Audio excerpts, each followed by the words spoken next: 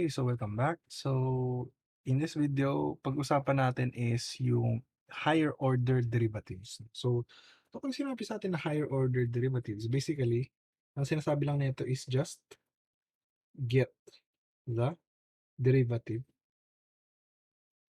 again and again. Okay? So, take mo lang yung derivative, paulit, no?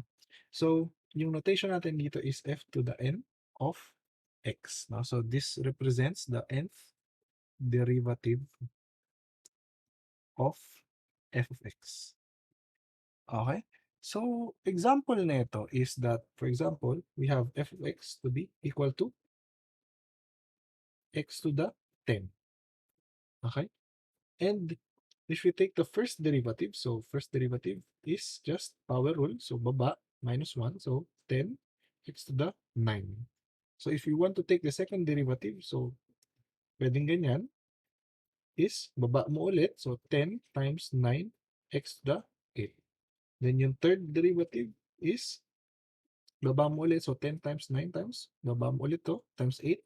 Then, minus 1 sa exponent. So, to the 7. Okay? And fourth derivative